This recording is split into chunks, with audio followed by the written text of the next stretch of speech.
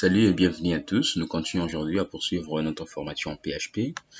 Nous venons tout justement de terminer à apprendre comment inclure un fichier, une page dans une autre en utilisant le mot-clé require, require 11, include et ainsi de suite. Alors à partir d'aujourd'hui, nous allons commencer à traiter notre formulaire. Donc, nous allons apprendre comment récupérer les informations que l'utilisateur saisit à partir de notre site ou de notre application pour pouvoir les stocker au niveau de la base des données. Donc, juste avant de commencer, je vais d'abord créer une table, une base de données. Ensuite, je crée une table qui va correspondre au champ nom, prénom, sexe, classe, date, email et puis mot de passe. Alors, pour faire ça, je vais ouvrir exemple qui est là. Et au niveau de MySQL, je clique sur admin. Voilà.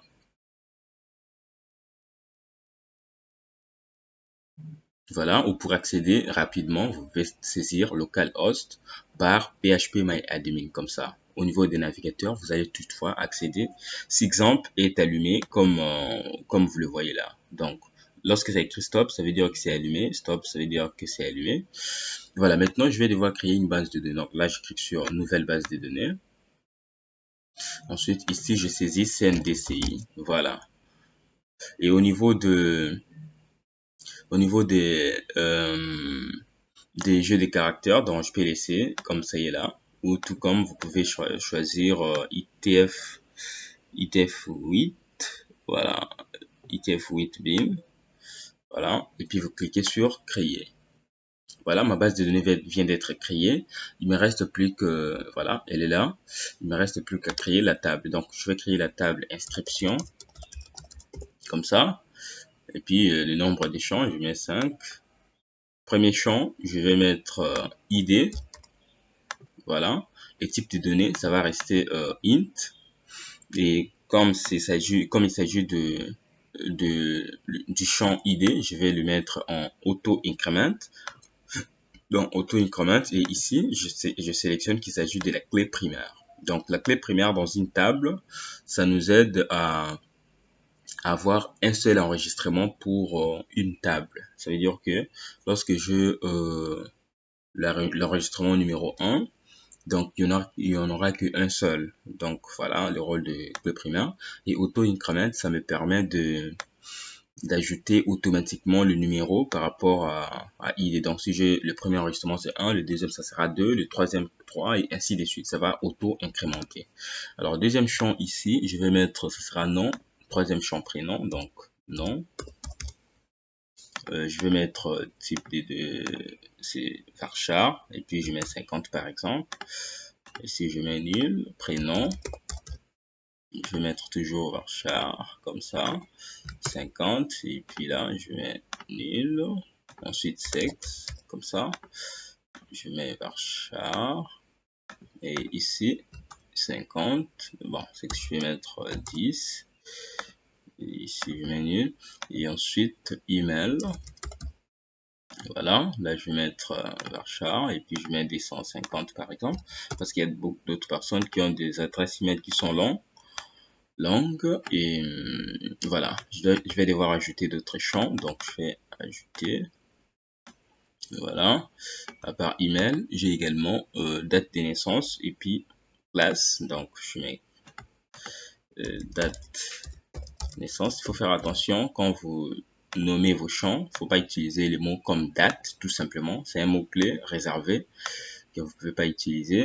Et attention aux accents, aux caractères spéciaux lorsque vous nommez vos champs, ce ne sont pas le bienvenu. Date de naissance, classe, voilà. Et puis là je vais mettre toujours varchar et ici je vais mettre 20, ici date de naissance je vais mettre 20 et finalement mot de passe, voilà, je mets toujours varchar et puis là je mets des 150, voilà, je mets nul, ma table est là et bien finalement je clique sur enregistrer. Une fois fini, voilà la structure de ma table inscription. Donc j'ai ID, nom, prénom, sexe, email, date, classe et mot de passe. Je vais devoir ajouter un autre champ que je vais nommer système Donc date système. Voilà. Je vais le mettre type des données timestamp, comme ça. Et puis, au niveau de valeur par défaut, je mets accurate timestamp. Donc, c'est pour permettre de stocker l'heure et la date à laquelle l'enregistrement a été effectué d'une manière automatique. Voilà, nous sommes là. Nous avons notre structure de la base des données. Alors maintenant, il ne reste plus que faire la connexion pour pouvoir faire interagir notre logiciel ou notre application web à notre base de données que nous venons justement de créer.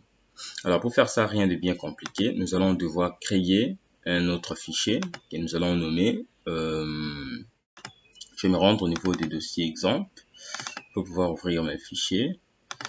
Voilà, CNDC, il est là.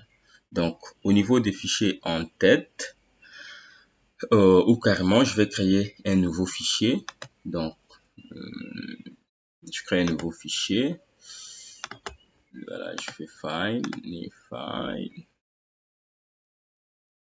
Là, je viens d'ouvrir open.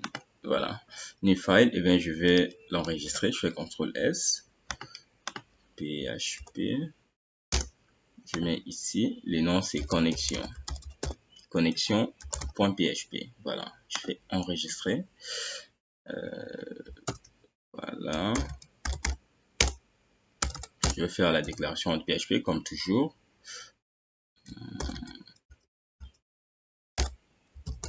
Voilà.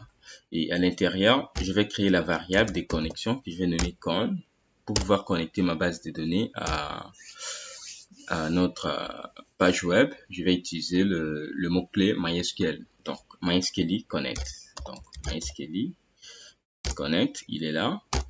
Alors, pour pouvoir connecter à la base de données, à l'intérieur des parenthèses, premièrement, nous allons faire appel à l'adresse IP ou au nom du serveur où notre base de données est stockée. Donc, nous, ici, notre serveur, c'est le serveur local qu'on écrit en français, en anglais, localhost. Donc, localhost.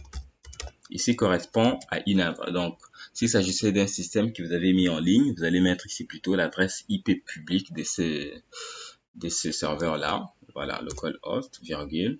Vous mettez root. Root correspond au nom d'utilisateur de la base de données. Parce que lorsque vous utilisez MySQL, je vais me rendre ici. Lorsque vous utilisez MySQL, le nom d'utilisateur par défaut, c'est ça, c'est root. Et les mots de passe, c'est vide. Vous voyez? Donc, notre adresse IP, donc, du serveur local, c'est ça, dans 172.0.0.1. Donc, à la place de localhost, je peux mettre cette adresse IP, ça va toujours passer. Donc, ça signifie qu'il s'agit d'une adresse IP locale. Voilà, donc on va mettre root, puisque nous n'avons pas de mots de passe pour la connexion à notre base de données, nous allons laisser vide. Et ensuite, nous allons citer les noms de notre base de données qui est CNDCI. Voilà, comme ça. Là, la connexion de notre base de données est là.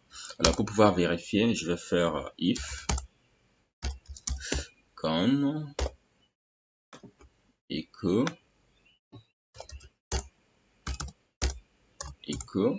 connexion réussie. Voilà, else, sinon, echo connexion échouée. Voilà.